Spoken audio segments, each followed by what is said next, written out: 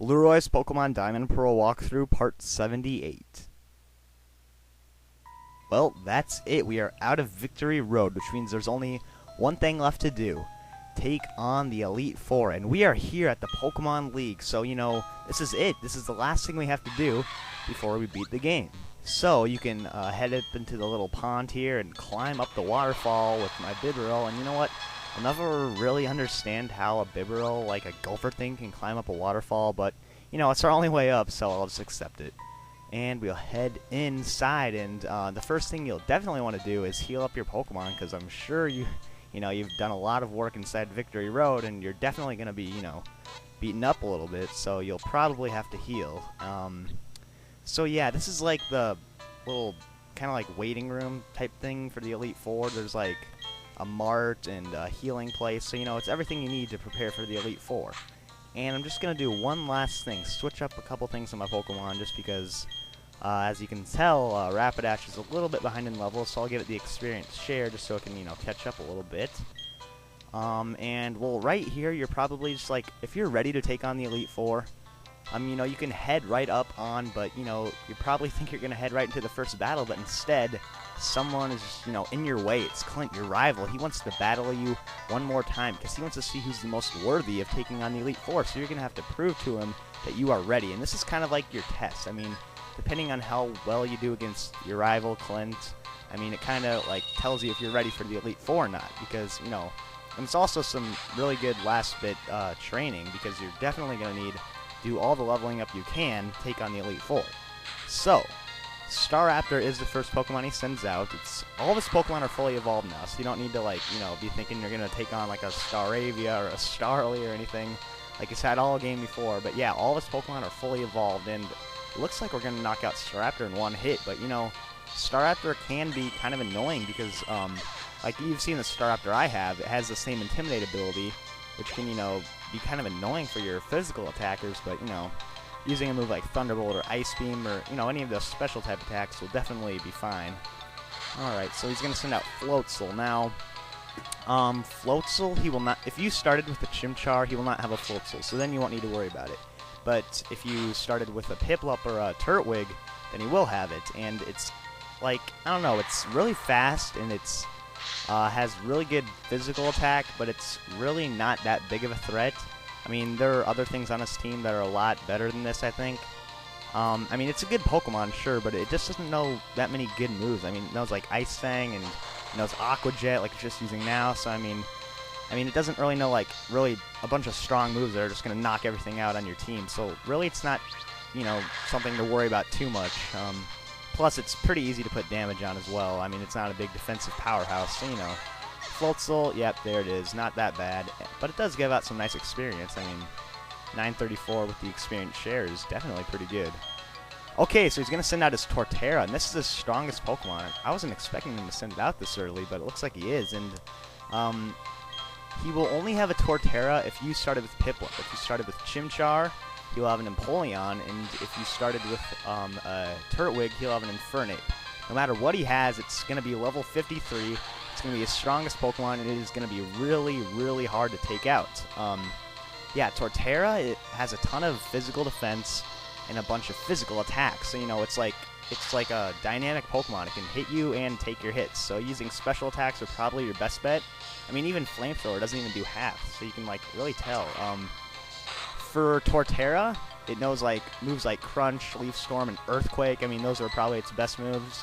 But really, if you have an Ice type move, that's going to be 4 times effective. But unfortunately for me, all of the Pokemon that I have with Ice type moves are weak to its Earthquake, so they'll easily get knocked out. I'm taking a chance here with Rapidash. I'm getting kind of lucky that he's not using Earthquake. But yeah, there's the Leaf Storm, which Leaf Storm is an interesting move because it's like a special attack. It's really powerful, but it lowers your special attack 2 levels. So really, after the first Leaf Storm is really the only big threat. After that, it's just going to do nothing because, a special attack's getting lowered. But, you still have to watch out for his big physical attacks like Earthquake. If you have something like Levitate or a flying ability, that's probably a good idea to send in. But I'll just send in Drapion here, and I hope he doesn't use a Hyper Potion, but I'll just use Poison Jab. Okay, lucky there. If he did, I would have been in some trouble because, Yeah, Earthquake easily would have knocked out Drapion. So yeah, if you're fighting Infernape or Empoleon instead, I mean, all of them are going to be really hard. I mean, you've seen in my Empoleon, it can definitely take some hits, and it's a really good special attacker.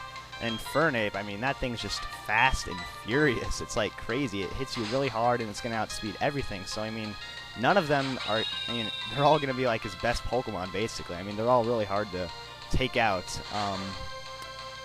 But he does have a Snorlax too, and he's always going to have a Snorlax no matter what you started with. So, I mean, Snorlax is a really, really good Pokemon, and no matter what, you're going to have to battle the thing. It's level 51, and Snorlax is really, really annoying. I mean, it's just a pain to take out. It has so much HP that just even your most powerful moves are barely going to do anything. I mean, close combat, fighting type, super effective, doesn't even do half the damage. And yeah, it knows some pretty strong moves. I think it knows like Crunch.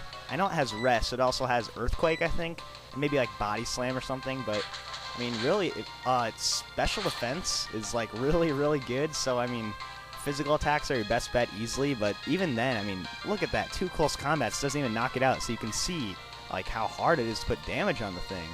It's only weak to fighting too. So pretty much fighting types are your best bet. But even then, it can be hard to take out. I mean, it's really a big threat on his team. Some people even say it's like the hardest on his team, but I don't know. I don't know if it's harder than the starter Pokemon, but it definitely can be if you don't have the right Pokemon.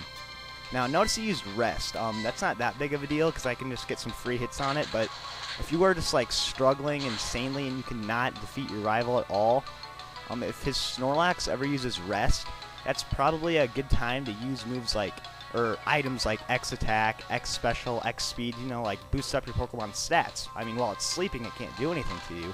So if you boost up its stats a bunch, then you can just, you know, get in there and sweep through his entire team. But, I mean, that's probably a useful strategy, even if you aren't really struggling. I mean, just to make it easier. But, I mean, if you just can't beat him, I mean, you've tried it like 10 times, he's just destroying you every time, that's probably like the best chance you'll have to use those X items. So, you know, if you want to go with that strategy, it definitely works out.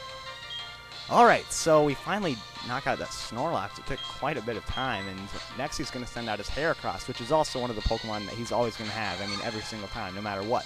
And Heracross is an insanely powerful physical attacker, but luckily, flying types, it can't really take flying type hits at all. It's 4 times weak to them, so, I mean, Aerial Ace is easily going to knock it out. But Heracross, I warn you, it is an insanely powerful physical attacker. I mean, if it uses something like Close Combat or Mega Horn, it's going to do a ton of damage. And if you send out something slower than it and it gets a hit off on you, it's definitely going to do a ton of damage, so watch out for that, definitely. Alright, let's see. He's going to send out his Rapidash next, and let's see. He will not have a Rapidash if you started out with a Turtwig. Yeah, he'll only have it if you started out with Piplup or CHIMCHAR. So Rapidash is like, I mean, just like the Rapidash I have, it's like fast and it's a pretty good special attacker, but it can't really take hits too well. So, you know, if you use something like a ground type or a water type, I mean, it's definitely going to do the trick. I mean, you can see its Fire Blast does a ton of damage, so, you know, it's like definitely going to, you know, give you some trouble if you don't have anything that can put damage on it really well.